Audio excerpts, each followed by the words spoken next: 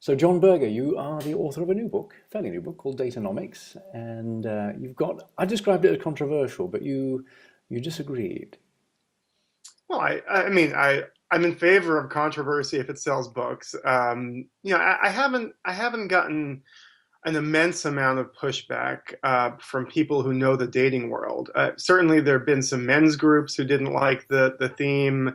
A few feminists here and there who seem to think I'm actually endorsing marriage, which I'm not. But and if you read the chapter on religious groups, certainly. Ultra-Orthodox Jews were not wild about the way I portrayed their their marriage culture. But other than that, I think the book has sparked a pretty good conversation. So, let me pull a quote here. So, in 2012, women earned 1 million bachelor degrees versus 765,000 for men. So that's 34% more women than men graduating from college in 2012. By 2023, women college grads will outnumber men by 47%. So my question to you is why and what's happening here? Well, the last year that men and women graduated from college in the U.S. in the same numbers was 1982. So pretty much every year since 1982, women have incrementally been outpacing men when it comes to higher education. And I should point out, this isn't just in the US. Pretty much every Western country, the UK, Canada, Australia, Italy, Israel, the numbers are all trending in the same direction. And the argument I make in the book is that because it's happening in every country, you can't blame this on public policy. Like you can't blame Title IX in the US for holding back men, which is an argument you hear from some men's groups. My argument What is is that Title what's IX? Oh, I'm sorry. Title IX is a law passed in the 1970s in the US that basically prohibits sex discrimination in education, in any educational institution receiving federal aid. So basically, prior to 1972, colleges would routinely discriminate against women when it came to either athletics or admissions.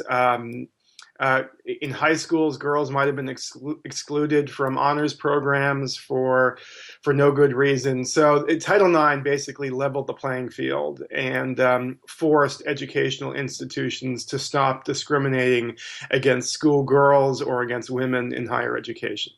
And there's an idea out there these days that Title IX has gone too far and it's actually favoring women in the US. But as I argue, look, the same trend in higher education is happening everywhere around the world. So you can't blame a law in the US for what's happening in Italy, right? So my argument is that the reason women are now outpacing men in higher education and universities is because the old discrimination basically hid a biological truth, which is that girls are developmentally ahead of boys when it comes to brain development. Hmm. They're intellectually more mature, they're socially more mature by about a year. And intellectual and social maturity goes a long way to predicting how well you perform in high school and how well you do with college preparation or university preparation, as you probably call it in the UK.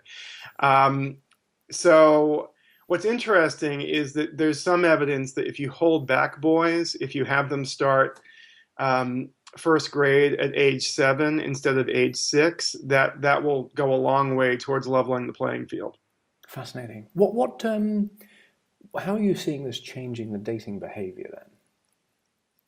Well, the core argument of my book is that these phenomena that we're so familiar with, the everything going for her educated woman who can't seem to meet a decent guy, even as lesser men never seem to stay single for more than 10 seconds.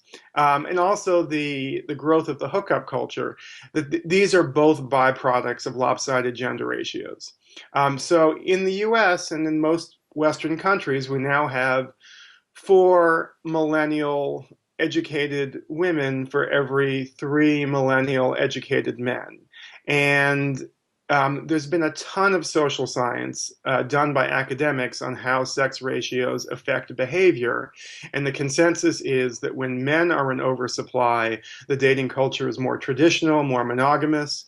But when women are in oversupply, the dating culture is more permissive, more sexualized, less monogamous. So that's the core argument of Date-onomics. Gotcha.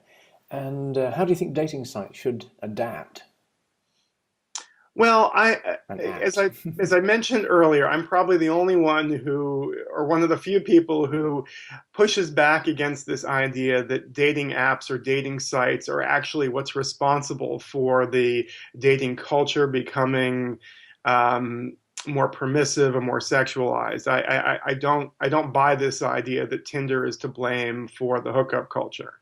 Um, this is the one bit of advice I do have is probably more directed towards people who use dating sites than people who run them, but perhaps the sites themselves could factor this in. Obviously, it wouldn't matter so much what the gender gap was in higher education if we were all more open-minded about whom we date and eventually marry.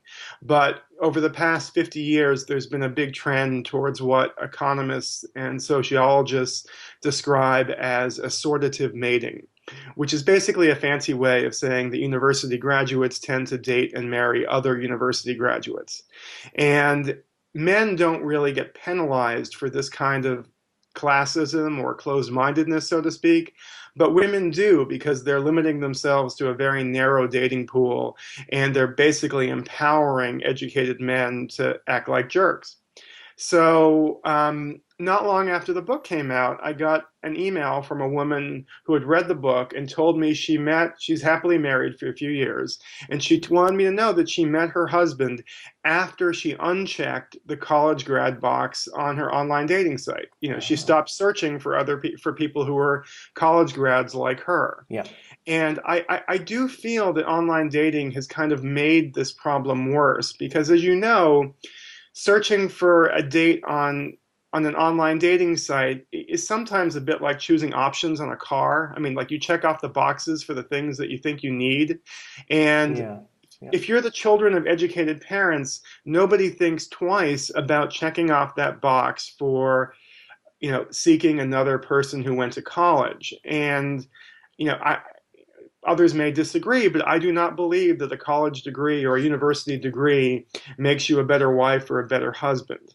And I believe if we were all more open-minded about this kind of thing, some of these inefficiencies in the marriage market would go away. So I think one of your pieces of advice, I used to live in Silicon Valley, and I headed east and met my wife in Prague. And your advice is the opposite for women, that women should head westwards. Could you tell us more about that? Well, Mark, I think you may be the outlier then. So, Silicon Valley interests me on many, many different levels, and it's actually one reason why I do not believe that dating apps or hookup apps like Tinder are to blame for the hookup culture. So, if you look at the marriage rates for college-educated women in Silicon Valley, they are basically through the roof in Silicon Valley or in Santa Clara County, which is kind of a geographic proxy for Silicon Valley. In Santa Clara County, 78% of college grad women in their 30s are married. That compares to 67% nationally. And if you look at cities like Chicago, Atlanta, Houston, Washington, New York, Boston, in those cities, it's all 50% or maybe 40%. So the marriage rate in Silicon Valley is sky high. And I believe that's because if you look at the demographics of singles who are college grads in Silicon Valley, there are about 30% more single college grad men who are, I think, age 35 and younger than there are single college grad women. So as the social science predicts, when men are in oversupply, the whole dating culture becomes more traditional and more monogamous. And you actually see it in the divorce data too. The percent of women in their 30s who are college grads in Silicon Valley or in Santa Clara County, the percent who is divorced or separated is 4%. Nationally in the US, it's 9%. So the marriages out there are more stable too. Gotcha, fascinating. So your background, you were a reporter for Cranes, you were a reporter for Red Herring, one of my favorite publications, and Fortune as well. What led you to write this book? What inspired you? Yeah, as your question implies, I normally write about much more boring stuff like the stock market or oil and gas, things like that. Um, so the editorial staffs at my last two employers, which were Fortune magazine and Money magazine, the editorial staffs were both disproportionately female. I think there are more women than men on the staff. And I kind of couldn't help but notice that most of the men were married or at least involved in long-term relationships like me, while most of the women who I think I can objectively say had more going for them dating-wise, they were certainly better looking than us and better conversationalists at cocktail parties and the like. The women were single and unhappily single, and so many of them had these dating stories, these dating histories that just like made no sense to me as an old married guy. Like they would go out on dates and guys would never call them back. They had boyfriends who would cheat on them unrepentantly. Some of them, including some of the most beautiful women I know, claim to never get asked out on dates at all. And I think for me, the tipping point was a lunch I had with my friend Sarah, who had been dating the same guy for a while. And just so you know, Sarah is fantastic in every way. I mean, she's really smart, really nice, really beautiful, etc. And I, I, I think everybody assumed that she and her boyfriend Matt were well on their way to getting married. So before, when we sat down, I just casually asked her, "Well, how's Matt?" And her expression basically crumpled, and she said, "Oh, we just broke up. Matt told me he wasn't quite ready to settle down." But here's the thing: Matt was 45 years old at the time, and and they've been dating 3 years. And Sarah was 38, and everybody knew that Sarah wanted to get married and have kids. So for this boyfriend to basically run out her clock, so to speak, and not marry her after dating for almost 3 years, it all seemed kind of cruel to me. So basically, I wanted to explore why it is that dating was so much harder for women like Sarah, who it should have been easy for her because she's kind of a catch, but it was harder for her and easy for Matt, even though I actually wasn't so impressed with Matt. So I think this is a familiar story. Like, why is dating so much harder for women than men? And if you go into any bookstore, there are basically 20 or 30 dating books out there, all of them on the shelf, all of them that are aimed at women, or 99% of them aimed at women. And the message is basically women are bad at dating and it's their fault. And if only they would follow 37 not so simple rules, they too would meet their match. And my argument is that it's not that you're returning his text message an hour too soon or an hour too late. This is a demographic problem, not a strategic problem. Gotcha, yes. Which I was like, I struggle with that. I kind of think in the dating business, surely there's some ways that we can help massage the group so that they come together more effectively. And certainly, we're very restrictive in the way that we put these little radio buttons, and people choose things that they probably shouldn't, and we don't really weight things the way that we probably should. So is there an answer for the dating industry to do the responsible thing? Well, I mean, I've always thought that the one like really good investable idea that could come out of the book, and maybe one of your viewers can jump on this, would be creating a dating site that was geared towards pairing educated women with working class men who are interesting. And if in the African American community in the U.S., the gender gap in college is much wider and much more longstanding. And as a result, African American women are much more likely to be married to working class guys. And it's not nearly the big deal that it is, or it's all much more accepted in the African American community. I don't know. Since you're in the UK, I don't know if you've ever seen a Tyler Perry movie. He's Walter and sometimes USA, not in UK very much, but All yeah, right. Well, if those, you're in yes, Europe, yeah, Tyler there's a Perry, black filmmaker named Tyler Perry yeah, here in the U.S. who makes a lot of uh, of comedies built around African American families and the African American experience. And his movies always have some high-powered African American career woman married to a mechanic with a heart of gold or something like that.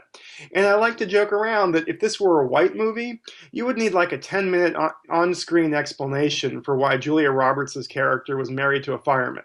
But it's all much more matter of fact in the African American community. And my view is that African Americans are basically on the leading edge of a bigger social change. And that 20 years from now, 10 years from now, these pairings that I call mixed collar marriages will be much more common going forward.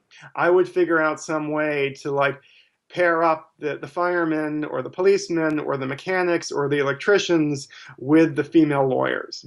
great. This Right? is really insightful stuff. Jon Yeah. Birger, you're the author of Date-onomics, a book that I recommend for the dating industry.